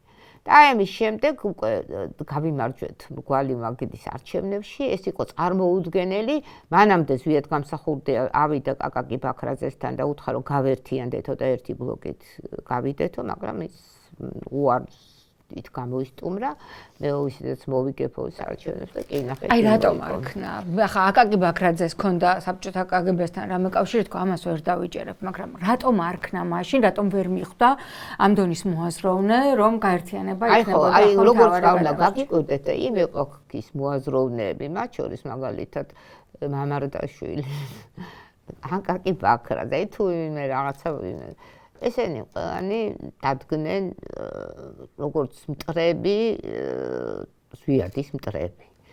აკაკი ბაქრაძე უფრო რბილი ადამიანი იყო და მალევე მიხვდა სხვათა შორის რომ ეს იყო შეცდომა. და მამარდაშვილი ბოლომდე ამბობდა ერთადერთი ფრაზა იმ მამარდაშვილმა საერთოდ თავის საუბარში რაც ცხადად თქვა, დანარჩენს ახლა ყველაფერს თქვა და ის მამარდაშვილი ვინ იყო? ვაპროსი ფილოსოფიის რედაქტორი. საბჭოთა პერიოდში. თავდასხმები იქნება თქვენს წინააღმდეგ. მე არ მეშინე, მე ახლა არ ფეთყულს არ ვამბობ და იყოს თავდასხმები, მე ამ თავდასხმებს მიჩეული ვარ. და მამარდაშვილის პატრიოტიზმი ნაძირავალთა თავშესაფარი ამას გულისხმობთ? არა, მე არ მინდა ზვიად გამსახურდიას გათავისუფლებული საქართველო. ეს არის იგივე ფრაზა, ეხლა მე რო ვთქვა, რომ მე არ მინდა ბიძინა ივანიშვილის მიერ საქართველოს მაშინ ევროკავშირში შეყვანილი საქართველო. ვიქნები მე ხა ნორმალური ადამიანი? არ ვიქნები, ხო? მე ვამბობ ეხლა ვიღებ აი ასეთ მოცემულობას. ხო, თქვა რომ ხვალ ბიძინა ივანიშვილმა თქვა რომ მე საქართველოს უნდა შევიყვანო, მაშინ რა ქვია, ევროკავშირში. აბა მაინც არ არის, მაგრამ აბსოლუტურად გეთანხმები. ხო, რომ აი და მე რო ეს ავტეხო, რომ ეხლა აი არ მინდა მაგის შეყვანა, აი მაინც არ ვიტყვი მაგას. ნეტა შეიყვანოს. ხო, მაგას უჩივით რომ არ შეყავს თორე, ხა რომ შეიყვანოს, ხო, ის მიწუთას და აი ეს ადამიანები და მეტიც, როდესაც ქართულმა მწერლობამ გამზადა დიდი არზა და გაგზავნა იოსიფ ბროდსკისთან რომ პენკლუბი სახელით როგორ აწამებს ზვიად გამსახურდია და რას უშვება აქ ქართულ მწერლებს. ბროდსკი ამერიკაშია. ბროდსკი ამერიკაში. ბროდსკისთან გააგზავნეს წერილი ესეთი შინაარსის და აწერდა რეზო ამაშუკელი ხელს, აწერდა ის არა ქვე, ნუ ყველა. საპასუხოდ ბროდსკიმ გამოაგზავნა ძალიან ისეთი მკაცრი წერილი, რომ აი ის მიიღო რომ წერილებს ავიწროებენ. ბროდსკი ვინა დისიდენტია, თვითონ გამოიარა ეს ამბავი და ნუ არც ჩაუფიქრა. ყველაზე უკეთიცის. და მაშინ მე მივწერე მას პირადად წერილი აი ამ საკითხთან დაკავშირებით, განუმარტა ეს ადამიანები ვინ იყვნენ, ამათ ზოგიერთებს რა აქვს ჩადენილი. კეთ პირველად მასმის რა მაგარია. ანუ რა მიწერეთ იოსებ ბროდსკის? მე მიწერე ბროდსკის, როგორ ის არის ადამიანები, სხვა შორის მაშინ ჩვენ ოფიციალური კომუნიკაცია შეგვეძლო ხელისუფლებაში არის ზვიადი და უჩვეულებრივად კომუნიკაციებს ვამყარებთ ყველასთან, ვისთანაც გვინდა გაუგზა პასუხიც მომივიდა ბოდიში. რომ არ ვიცოდი ეს ამბავი. პრეზიდენტია ზუსტ გამსახურდე, გახდა პრეზიდენტი, ჩვენ დავიწყეთ ნორმალური ცხოვრება კინოში, სიარული ადამიანებმა გადავწყვიტეთ, რომ კინოში უნდა წავიდეთ, იქ რაღაცა მეგობრებთან წავიდეთ, ადამიანურად მივცეთ ჩვენ თავს უფლება, რომ რაღაცა გავაკეთოთ და ეს არა ქვია, მგონია რომ დამთავრდა ხო, გავიმარჯვეთ, მოვიდა ხელისუფლებაში ეროვნული მთავრობა და ჩვენ გვაქვს უფლება ან დასვენების, ან გართობის. აი ამ დროს, ესე იგი, როცა ჩვენ მგონია რომ თავი ქუჩი გვაქვს და აი აქ გამოჩნდნენ პირველად უცხოელები, როცა ჩვენ ლაპარაკობთ აი მეგობარ აქზე, ჩამოვიდნენ კონგრესმენები და ამასობაში ოპოზიცია ემზადება რევანშისთვის. ვინ იყო ეს ოპოზიცია? მოდი ასე ვთქვათ, ესე ჩამოვაყალიბოთ. ეს იყო საბჭოთა წითელი ინტელიგენცია, რომელმაც დაკარგა თავისი პრივილეგიები, რაც მე მოვყევი მანამდე, ეს აგარაკები, დილის ისინი, რა ქვია, ამანათები, რაც მე მქონდა ხო და ვებრძოდი ამას მთელი ასებით. დაკარგა ეს უპირატესობები, საბჭოთა უპირატესობები. ეს ერთი ნაწილი, მეორე ნაწილი იყო მხედრიონი, ეს რომელიც შედგებოდა, ნუ კრიმინალი საბჭოთა კავშირში იყო, არ ვიცი, მე ალბათ ყველა მიცით რა დონეზე, ხო? ნარკომანიაც, ხო? არჩევანი არ არსებობდა, უარჩევნო ქვეყანაში ცხოვრობდით. და აი ამ დროს, როდესაც ეს ოპოზიცია შეიქმნა, ეს კრიმინალები, ესე იგი, ეს ისა და იყვნენ პატრიოტებიც. აქ სამი სხვაში ძალიან ის იყო, ეკლექტური იყო ეს ოპოზიცია, მხედრიაში ძალიან ბევრი პატრიოტი იყო. ადამიანი რომ წავიდა იომა და დაიხოცნენ სამშობლოს შეწირეს თავი. ესეც ცალსახად მხედრიონი თვითონ მოვლენა და სტრუქტურა იყო მავნე და რო იცოდეთ აი ამ სტრუქტურებში ამ საშინელი როგორც არის მხედრიონი, აბაზად ზვიადი ამბობდა ხოლმე ხუმრობდა ლეშიშ მჭამელი ცხოველების სახელები აქვს ამათ ყველას დაგმეული ამ ოპოზიცია. ორბი, არწივი, აბაზა, მხედრინო ასეთი სახელებით და აი ხო კარგი ადამიანები იქ იყო ყველაზე საშიში ის ფიგურები რომლებიც სათავეში ედგათ ეს იყო კიტოვანი ეს იყო ჯაბაევსელიანი ეს სხვათა შორის ძალიან წესიერი კაცი იყო ნოდარ ნათაძე რომელსაც ბოდიშიც მოიხადა რომელიც ცხოვრების ბოლომდე ნანობდა ზვიადთან დაპირისპირებას მაგრამ კიტოვანი როგორ აღმოჩნდა ზვიადის გვერდით სულეს მაინტერესებს კიტოვანი ეროვნული გვარდია ჩაბარა შინაგანი ეს იყო ძალიან დიდი შეცდომა ზვიად გამსახურდიასი ეს იყო კომუნიკაცია გამსახურდია მთელი ამ ხნის განმავლობაში სალამს არავინ არ აძლევდა არ ესალმებოდნენ გორდაინახავდნენ გვერდს წაუვლიდნენ მოდიოდა ხოლმე ზვიადის კონსტანტინეს ისიც ლაბადა ესე მოკლე ქონდა ხელები მაგით მივხვდი რომ კონსტანტინეს იყო იმიტომ რომ ხელები მოკლე ქონდა იმდენად ზვიადისთვის ამას ამნიშნულობა რასაკვირველი არ ქონდა და მერე როდესაც ეროვნული მოძრაობა დაიწყო ვიღაცა მოუტანა რუსთავის მეტალურგიულმა ქარხანამ გამოუშვა ეგრეთ წოდებული მაშინ დუბლიონკას რო ეძახდნენ რა ქვია ხა არც ვიცი ხო დაცვა რაღაცა კურქივით ხო და მოუტანეს ეს რაღაცა საშინელი შეკელი რუსთავის მეტალურგიულ ქარხნის შეკელი და ის რო ჩაიცვა მეორე დღეს დაიწყო ლაპარაკი რომ აიო დუბლიონკები უნდა და მერსედესები გრიალი უნდა და ის აი ხალხის გასაგონას მინდა თქვა რომ ზვიად გამსახურდეს ეს ყველაფერი დომებოდა მერსედესებიც ეყოლებოდა პირველი მას ყავდა ყველაზე კაი მანქანა და კოშკში გაიზარდა სხვათა შორის ამათგან განსხვავებით ხო და ასე რომ ეს ისინი ეს მითები რაც ახლა იქნება ზუსტად იგივე ეს ილია ჭავჭავაძეს ესე არის ხო რატო აცვიო კარაკულის საყელოიანი პალტო ილიას ამას უყენებდნენ იმას. ჭავჭავაძეს, აქ დუბლონკები და გლეხებს ძარცვავს და ეს საქმეებიც გვახსოვს, ხო?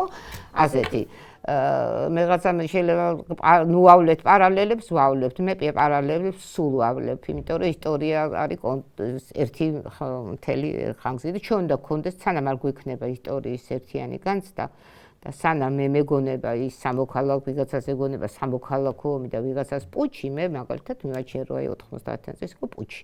არაფერს კავშირი ამას სამოქალაქო ომთან არ აქვს. ეხლა როგორც არ უნდა მელაპარაკოს, რომელი ისტორიკოსიც უნდა დამიჯდეს და გავცემ პასუხს, იმიტომ რომ სამოქალაქო ომი ნიშნავს იმას, რომ ესაც ორი სამოქალაქო ჯგუფი სხვა მესამე ძალის გარეშე ერთმანეთში იყო და ის იყო რუსეთისა და საქართველოს ომი. ეხლა გადატრიალება რუსეთისა და საქართველოს სახელმწიფო პუჩი ნამდვილი გადატრიალება, რომელიც მოაწყო კიტოვანმა. კიტოვანი იყო შეცდომა ცალსახად, ახლა ამას არ უნდა ლაპარაკი, ნამდვილად ესე იყო და ბევრი კიდე შეცდომა იყო, მაგრამ საქმეც ის არის, რომ არც ვერც მოასწრო შეცდომები და რა შეცდომა 6 თვეში რა. ქეთი თქვენ უკვე შიგნი იყავით, რადგან შეცდომებზე ვლაპარაკობთ, ზვიად ხშირად უყენებდნენ ბრალს, რომ მას საქართველოს იზოლაციისკენ მიყავდა. რომ ის მდინარის საწინააღმდეგო ცურავი თავზე იყო. მოდით ამაზეც ვილაპარაკოთ რა რაღაცა ბუშთან დაპირისპირების ეპიზოდზე განსაკუთრებით. გამსახურდია სწორედ დინების წინააღმდეგ მოცურავე ლიდერს რომ ეძახდნენ, კი ამაზე პასუხი გასცა დინებას მხოლოდ გარითევზები ბუდას სიტყვები. ძალიან დიდი აჟიოტაჟია ხოლმე, როდესაც საუბრობთ რა საგარეო კურსი აირჩია ზვიად გამსახურდიამ, ამაზეც არსებობს ორი აზრი. ზვიად გამსახურდია რომ მე დასავლეთე კაცი იყო, ეს ჩანს იქ ყველაფერი შემდეგი ნიუანსიდან. პირველი ის რომ მას დაამთავრა დასავლეთ ევროპის ფაკულტეტი. ფლობდა დაახლოებით 5 ფრანგული, ცოტა გერმანული, ინგლისური, დასავლური ენები და სპარსული. ახლა იმაზე აღარ ვლაპარაკობ ბერძნულზე და ლათინურზე, ეს იყო საოცარი განათლების ადამიანი. ზვიად გამსახურდიამ თარგმნა ბოდლერი, თარგმნა ელიოტი, თარგმნა სენდბერგი, თარგმნა მასტერსი, თარგმნა დასავლური ლიტერატურა, დაწერილი აქვს უამრავი ესე დასავლურ ლიტერატურაზე, რითი უნდა შევაფასოთ, ხო? მისი ნააზრევით. ეს არის ყველა წიგნი იმისთვის დაწერილი, რომ დაფიქსირებულიყო ჩვენი იდენტობა, ჩვენი იდენტობა არის ევროპა. და ამას ასაბუთებს თავის წიგნებში. ვეფხისტყაოსანი არის ევროპული ტექსტი. ევროპა რა არის ბოლოს და ბოლოს, ხო? ჩვენ ვიყავით კუთხე ქრისტიანობის, ნაწილი ქრისტიანობის. ამიტომ ეს ხო აბსურდია, რომ ზვიადს მე დასავლეთეობა ხელიდან გამოვაცალოთ. მას ჰქონდა უმჭიდროვესი კონტაქტი დასავლელ ამერიკელ სენატორებთან, დასავლეთთან იყო მისი წარმომადგენლები ევროპაში მუდმივად და ამ საკითხს აი მედია თუშმარიშვილს თორემ მე მოიწევთ თქვენ გადაცემაში ძალიან კარგად მოყვება ამას, იმიტომ რომ ის უძღვებოდა საგარეო კურსს და პირველი ზარი იყო თორცები შეერთებულ შტატებში, საერთაშორისო ზარების პირველი ზარი იყო. მინახავს ეს კარგად. ძალიან დაკურატორობდა ამას რიჩარდ პაივსი, ამასთან ძალიან დიდი ურთიერთობა ჰქონდა ზვიადს, ყავდა თავისი მეგობრები, დისიდენტები, ყოფილი ამერიკაში იყვნენ წასული რუსეთიდან ძალიან დიდი ქსელი ნაცნობობის და ევროპაში განსაკუთრებით თვითონაც ჩასული იყო, ხო, ავსტრიაში იყო, ფინეთში იყო პრეზიდენტობის დროს.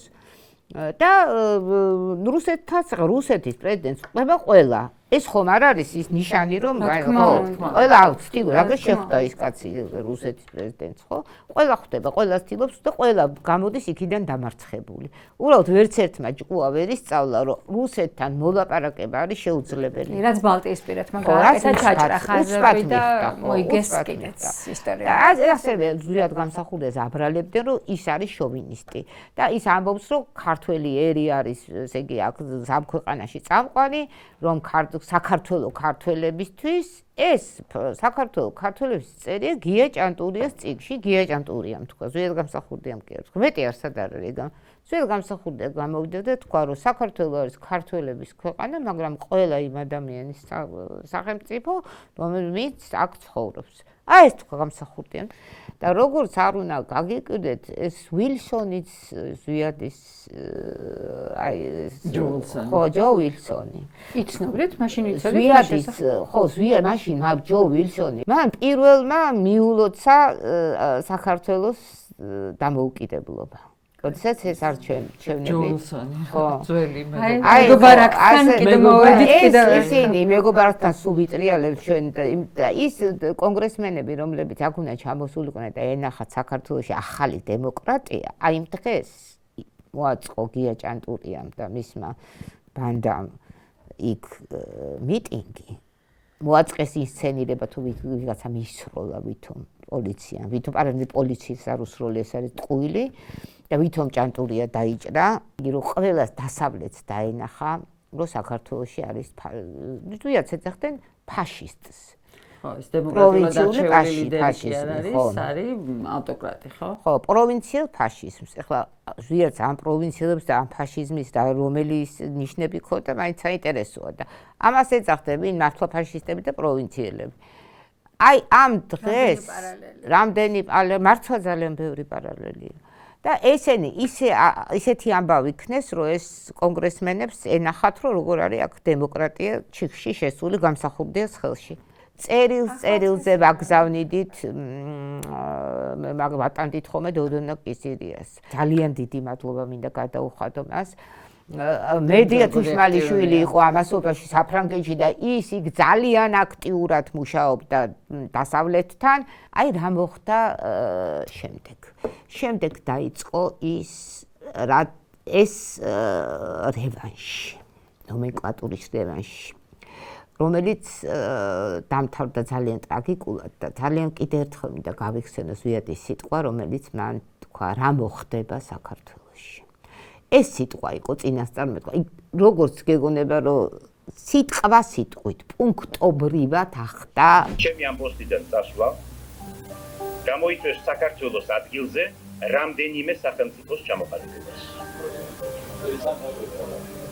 აბსოლუტური გადაჭარბების გარეშე გეუბნები, ჩხილებს არ ხსნით, ყველანი მიხვდით. ყველამ დაძაბეთ გონება. და განსაკუთრებით გთხოვთ, ბატონო ოპოზიციონერებო თქვენ. ვინაიდან ეს უახლოეს ხანში გამოიწვევს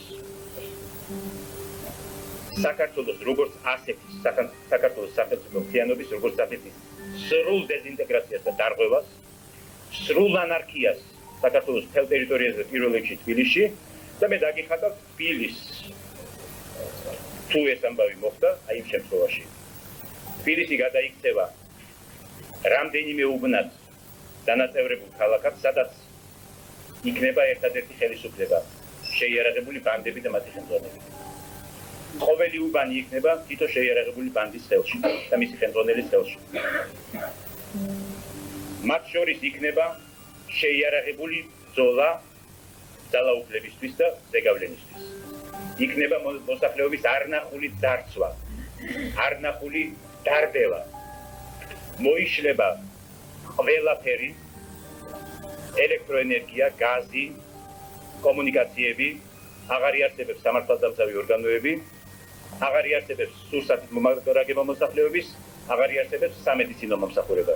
თბილისის შესაძლოა გადაიქცეს მკვდარ ქალაქად. ყველაფერი ახდა და ჩვენ ვიქეცით ნიანდერტალელები ვით ქუჩაში კოცონები დავამთეთ, იქ ვამზადებდით სადილს და განსაკუთრებით მძიმე აი წარმოიდგინეთ როგორ მდგომარეობაში აღმოჩნდით ჩვენ როგორც ვიადისტები დევნილები პანაშვიდებზე ვერ დავდიოდი თითით საჩაეზე ვიადი ახარსად აღარ დავდიოდი ასოციალური ადამიანი გავხდით ვიყავით ჩაკეტილი ჩვენ სამზარეულოებში უარი განვაცხადეთ საჯარო სამსახურებში ძალიან ბევრი მიწვევა მქონდა მე საჯარო სამსახურში მხოლოდ იმის გამო არ იფიქროთ ჩემი ნიჭიერების და ჭკუის მხოლოდ იმის გამო რომ მე ეთქვათ რომ აი ეს ვიადისტები როგორ გადმოიბირეს და მათ შორის ტელევიზიიდანაც მქონდა შემოწკი რა თქმა უნდა შემოთავაზებთ ტელევიზიიდანაც რომ აი ოღონდ ჩვენთან გადმოდი და სხვა და ეს იყო თქვენ არ დაიწყეთ შეგუება ჩვენ არ დავიწყეთ ჩვენ გამოვაცხადეთ რადიკალური პროტესტი შეიძლება შეცდომა იყო იმიტომ რომ ამ დროს ეს სტრუქტურები დაიკავეს მთლიანად მათმა მომხრეებმა და კონფორმისტებმა რა თქმა უნდა. რა უნდა გექნათ სინამდვილეში აი წლების შემდეგ რომ გადახედეთ მაგ პერიოდს აი როგორ კითხვა ეს ალბათ ისე ჯობდა ასიმილირება ჯობდა თუ არ ვიცი რა უნდა გექნათ. იცით რა არის რა მე რა ხარ ხალხთან რამდენ შეძლებდით ხო ესეც ხო საკითხავია აი მაინც დღეს რას მაგრამ ჩვენ მაინც რაღაცას ვაკეთებდით გამოვუშვით თავისუფალი საქართველო გამოვუშვით ქართული აზრი თათი ებრალიძე იყო რედაქტორი თათი ერთ-ერთი უმნიშვნელოვანესი ფიგურა ეროვნული მოძრაობის. მე რატო ვასახელებ იცით ამ გვარებს?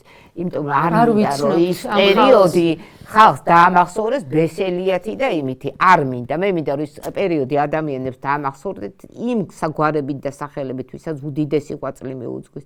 ლია ბერუაშვილი, რომელიც ეხლა ცოცხალი არ არის და რომელიც ბურჯი პირველად მანქანა მას ყავდა 90-იან წლებში და როგორ ავრცელებდა ამ გაზეთებს, ჩადებდა ეს ქალი მარტო ამ და ატარებდა ამ გაზეთებს და ავრცელებდით. აი რაღაც ჩვენ მუშაობთ, ვიბრძოლთ. რაღაც პარალელები არის აშკარად. აშკარად. აი თქვენაირად ვიყავით, ჩვენ რაღაცნაირად ესე სხვა ეპოქა, ციფრულ ეპოქაში ვართ, მაგრამ აი თითქოს ბევრს საერთოდ მაია კერესელიძე აი ეს ტყვიების, რომელთაც მიტინგებს ხვრეტდნენ, აი ამ ხელა ტყვიები.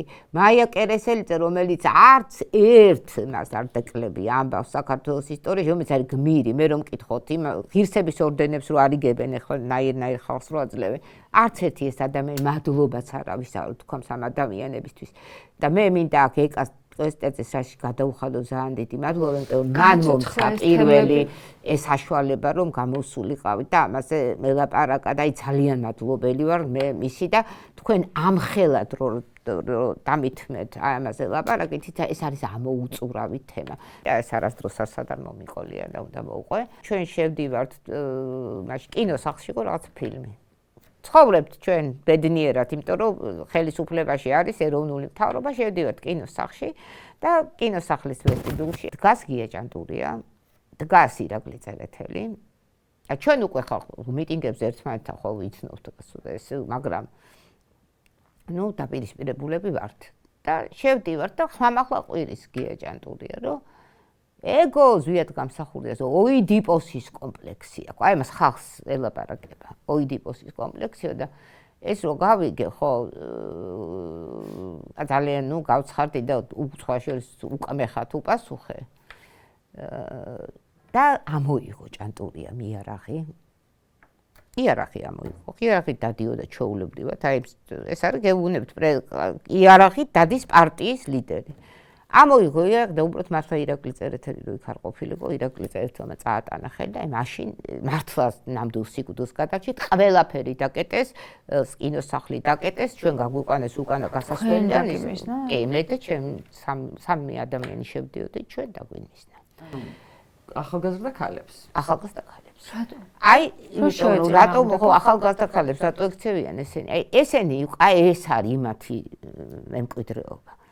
სამეგრელოს ეპიზოდზე გადავიდეთ. ახლა მე ვნახე თქვენი ვიდეო ჩანაწერი, სადაც იხსენებთ რა მოხდა სამეგრელოში, როგორ წახვედით თბილისიდან და მე იქ როგორ განვითარდა მოვლენები და როგორ სასტიკად დაარბიეს ცოცხალი ადამიანები, ზუსტად რო იცოდნენ ვინცად იყო და თქვენ როგორ შემთხვევით გადაურჩით სიკვდილს. ხო, ესე იგი აქედან წავედით, როდესაც ჩვენ გავიგეთ რომ ზვიად გამსახურდი აპირებდა ჩამოსვლას გროზნოდან და აქ მინდა დავძინო, რატომ არ წავიდა ზვიადი ევროპაში და რატო წავიდა გროზნოში, ეს ალბათ საინტერესო თემაა, იმიტომ რომ ესენი ეუბნებოდნენ წადიოდ, ამათ უნდათ მოეწყოთ აი ეს ჟორდანიას მთავრობის ისა რა ქვია, სიმულაკრი და ზუსტად ხო ხო, ზუსტად ეგა და აი ეს უნდათ და ზვიადი წავიდა ჩეჩნეთში, იმიტომ რომ ზვიადმა პრაქტიკულად ჩეჩნებს, აი დუდაევ, ჯოხარ დუდაევი, რომელიც სასწაული კაცი იყო და რომელიც იყო კგბ-ს გენერალი და გახდა ეროვნული გმირი და ჩვენთან მოხდა პირიქით, იყვნენ ეროვნული ისინი, აქვე ადამიანები და გადაკეთდნენ კგბ-ს გენერლებად.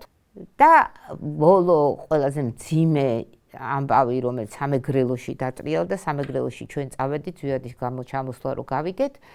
და ახლა მარინა ხიდაშელი არის ერთი ასევე ძალიან აქტიური და ძალიან დიდი დამსახურება, მარინა სახლში იმართებოდა საიდუმლო შეხვედრები, როდესაც ყველაზე საშიში იყო, თქვათ, ვინმეს სახლში შემოშვებაც კი. მარინასთან იყო აი შეხვედრები ტარდებოდა, ფილმებს იქ ვიღებდით, ვაგზავნიდით, წერილები იქ ბეჭდებოდა, აი ნამდვილი შტაბი იყო ეროვნული მოძრაობის.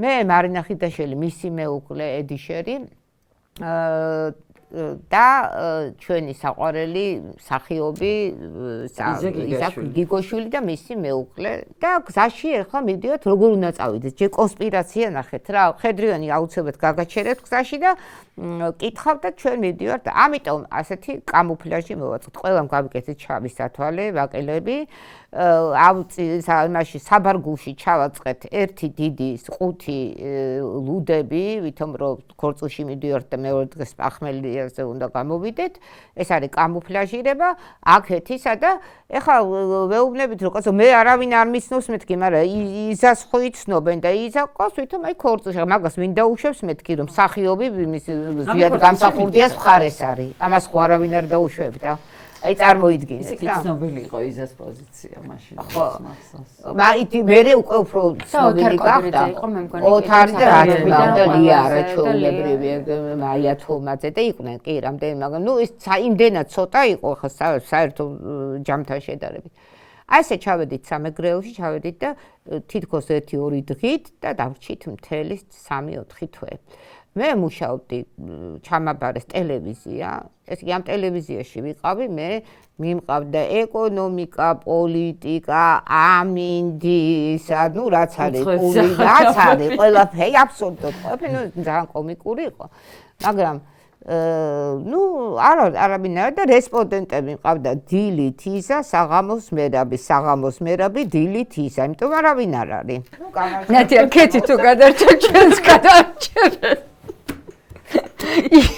ისეთი რაღაცებიდან გადარჩენის სასაული არავინ ისე არ მიყვარს როგორც მეგრელები ამ ქვეყანას მე მეგრელი არ ვარ მაქედან სეპარატიზმში ნუ რავინ ეს იყვნენ ადამიანები რომლებსაც იმ პერიოდში უკანასკნელი ლუკმა გამოიტანეს და ჩვენ აი პატივით ვაცხოვრეს ისე კი არა აი აქედან ჩასულები ვიყავთ კუპონებს რო ვითვლიდით და ისა აი პატივით არაფერი რო არ მოუკვლიათ ისეთი სტუმარ-მასპინძლობა გაგვიწიეს იყო ყველაზე მძიმე დღე როდესაც უკვე ზვიადი აი მახსოვს რომ შევედით ბოლო როცა უკვე სამტრედია მთლიანად აიღეს რუსებმა და ეს ტანკები შემოვიდნენ აჭარიდან ყველამ ძალიან კარგად უნდა ეს იცოდეს როგორ გაატარა ეს ტანკები აჭარის მაშინდელმა ლიდერმა აბაშიძემ დიახ ბატონო ზვიადი იყო აი შევედით და უკვე თავის დახელი ქონდა და მე ვკითხე ესეთი ფრაზა რომ ბატონო ზვიად ვინმე დაგვეხმარება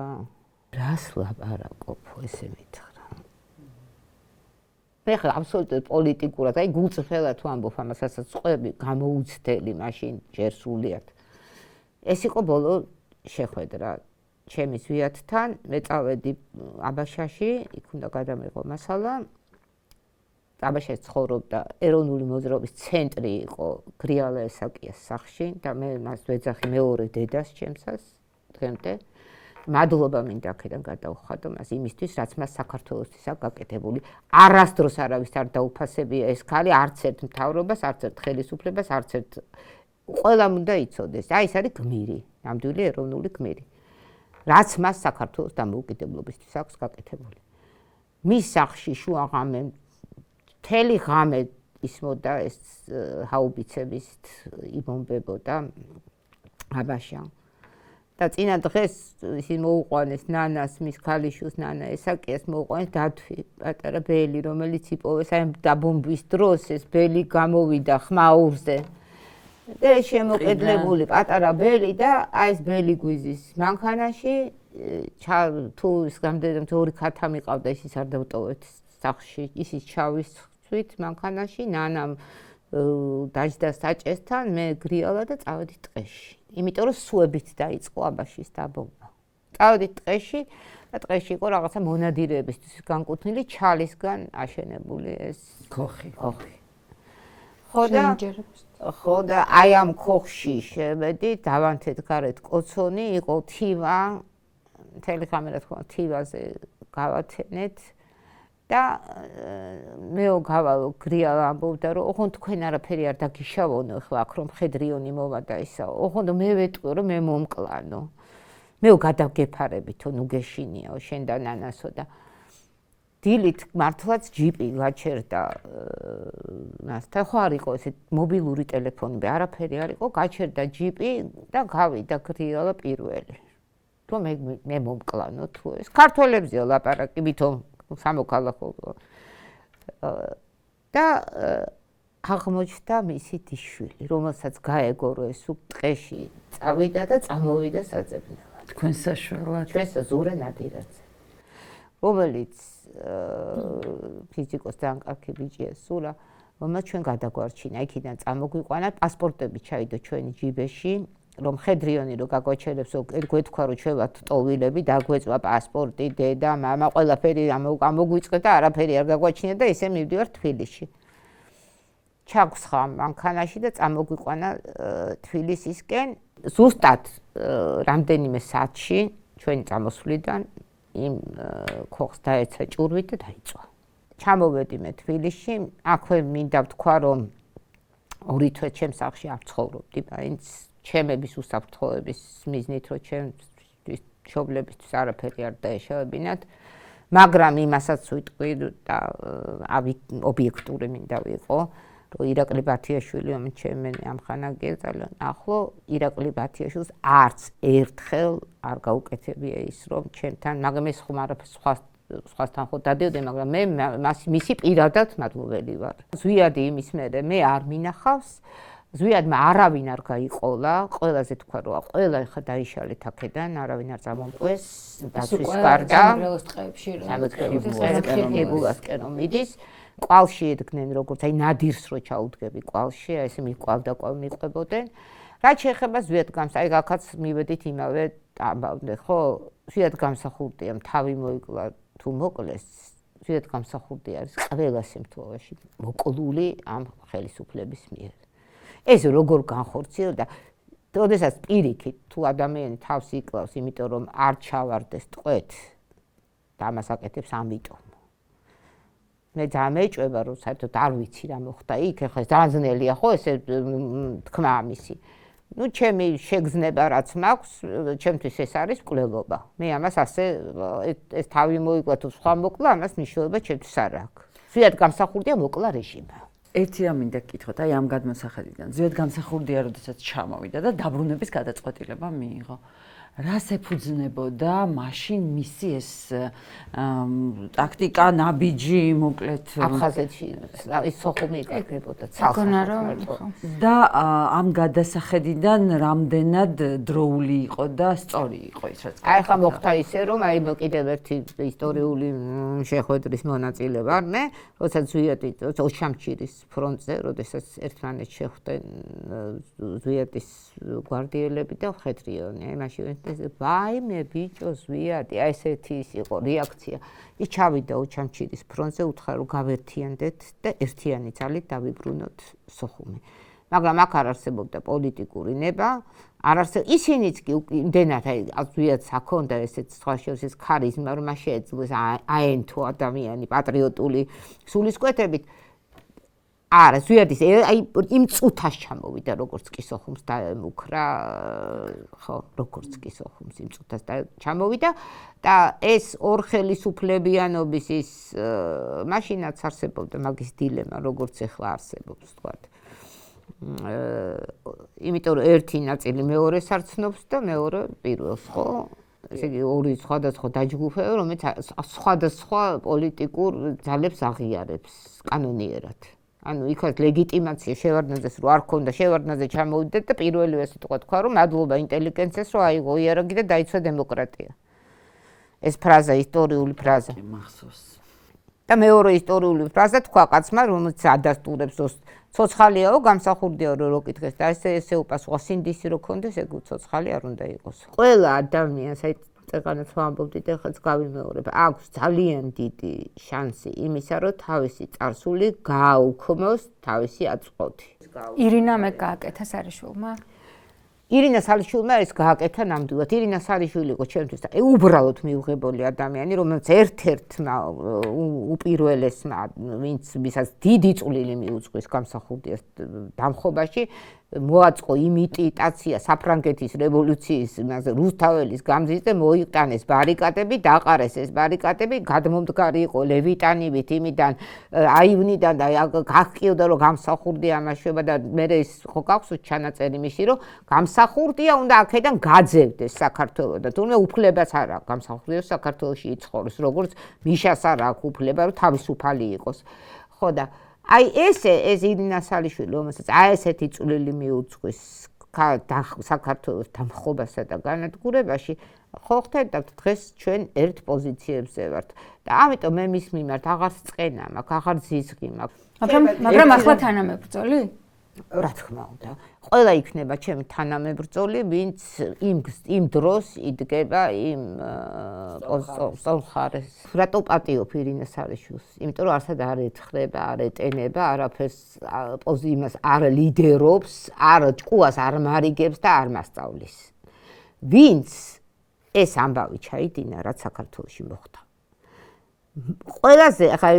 ობიექტურობისთვის თქვათ იყვნენ ადამიანები, რომელსაც აი სერიოზული რეფლექსია ჰქონდათ იმის გამო, რაც მოხდა საქართველოში და გადაიაზრეს ეს და დაბრუნდნენ, წავიდნენ საზღვარგარეთ, ჩამოვიდნენ.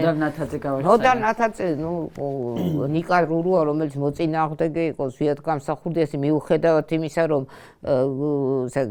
აფასებდა სხვათა შორის ნიკა ზვიას. უბრალოდ მაშინ იყო აი მაშინ და ნიკა მხედრიანში ყველა ყაჩაღი ხო არ იყო გაერთიანებული. როგორი პატივისცემა ჰქონდა მას ზვიად გამსახურდა. ხო, მაგას ვიძახი. და აი როგორ მინდა შევაჯამოიცით ეს ამბავი, რომ მე მოვყევი ჩვენ როგორ ცხოვრობდით, ჩვენ ძალიან ბევრი რამე გავიარეთ მძიმე. ტირილი, ცრემლები, ტრაგედია, უშუქობა, დაკარგული სიყვარული, ყველაფერი, ჩვენ ყველაფერი ამას შევწირეთ. ახალგაზრდას ადამიანს რაც ჭირდება, ჩვენ ეს ყველაფერი გადავდეთ და მეგობრები დაკარგული. იმიტომ რომ ხო ცხოვრება დავკარგეთ. მაგრამ რაღაცა სხვა რამე მოვიპოვეთ, უფრო მეტი ვიდრე ცხოვრება. და აი იმათ რა დაემართათ იცით ტრაგიკულად შემზარავია მათი ბედი დღეს მე ისინი მართლა მეწოდება მართლა თანავუგრძნობ უწფელად და არც რაიმე წყენა მათ მიმართ აღარ დამრჩა აი ეს არის მაჩვენებელი რა მოიტანა რა მოაქვს აი ამ დაპირისპირებას რა მოაქვს მტერთან თანამშრომლობას და რა მოაქვს ღალატს სამშობლოსი ეს არის აი კლასიკა ამას ჟანრის კლასიკა ამას არასდროს არც ყავლი გაუვა არც რამე შეიცვლება ასე იქნება აუცილებლად მომავალშიც ვერ ნახავთ ადამიანს მომავალში რომელიც თავის პირით აღიარებს რომ ბიძინა ივანიშვილი მოწონდა უყვარდა ხმასაძლევდა და ასე შემდეგ ვერ ნახავთ როგორც დღეს ნახავთ ვინც ზვიას ლანძღავს და ცხენი ამას აკეთებდა ცხენი ამის. ყოველ შემთხვევაში ამის გახსენება აღარ უნდა. არავის არ უნდა. და ანამართლებდეს იმას, რაც გააკეთებთ. აი რაც შენ თქვი ღირდა კი ამათ ეს. რა უნდა დაეშავებინა 5 წელიწადში ზვიად გამსახურდიას ისეთი რაც ამათ ამ თვეში ხო და გააკეთეს ამ ანადგურეს. და თან რაღაცნაირად ეს მუქი ეპიზოდები ჩვენი ისტორიის ხდება ყველაზე გადამწყვეტ მომენტში, მაშინ როდესაც ერთი კარი უნდა გაიხსნას ამ ფანჯარა ევროპისკენ, ევროკავშირისკენ. ახლაც ახლა ხომ ვართ ისტორიულ გზა გასაყარზე მართლა და ისტორია გვაძლევს არაჩვეულებრივ შესაძლებლობას, რომ უკრაინელების სისხლი იღურება და ჩვენ ვიყოთ ნატოს და ევროკავშირის წევრები. მაგრამ ამას კარს უკეტავს ქართული გვარის კაცი ბიძინა ივანიშვილი, თავისი ირაკლი კობახიძით. ნამდვილად ასეთი პირველად ხდება საქართველოს ისტორიაში, რახან მეგობარი აქტით დავიწყეთ ამდი, პირველად ხდება საქართველოს ისტორიაში, რომ დასავლეთი ასეთი მომდომე, ასეთ აქტიურად არის ჩასული საქართველოს. ჩვენთვის ყველა კარი. დღეს როგორც არასდროს ამერიკაცა და დასავლეთიც დაინტერესებულია ჩვენი თავისუფლებით, დამოუკიდებლობით, დემოკრატიით, დაინტერესებული არა იმიტომ, რომ აი კიდევ იმ ხალხის რომ ისე არ აქვია, არა იმიტომ, რომ მაინდა-მაინც ახლა ჩვენ უყვარვართ გამორჩეულად მსოფლიოში, არამედ იმიტომ, რომ ეს ჩვენი თავისუფლება არის მათი თავისუფლების საწინდარი. იმიტომ რომ ამდენ ფულს რატო იხდიან უცხოელები ამაში? ხო, სადღაც დემოკრატიის დასამყარებლად, იმიტომ რომ როცა შენ გარშემო დემოკრატია, შენ უფრო დაცული ხარ, ჩვენ ეს უნდა გაგვეკეთებინა, ჩვენ გარშემო დემოკრატია არ შევქმენით ჩვენ აი ამ პერიოდში. წინა ხელისუფლების დროს. ჩვენ და მეტი ამას ეს არის განათლების საკითხი. ყველაზე მეტი ფული ამაში უნდა ჩაგვედო. უსაკაშვილის ამბობდა ამას ხოდეშ. მნიშვნელოვანესი ამბავია მართლაც. უნდა დავასრულოთ ალბათ ჩვენი ძალიან საინტერესო მოგონება დავარქვათ ამას და ინტერვიუ, რომელიც ვფიქრობ ეს არ არის ამოწურული თემა.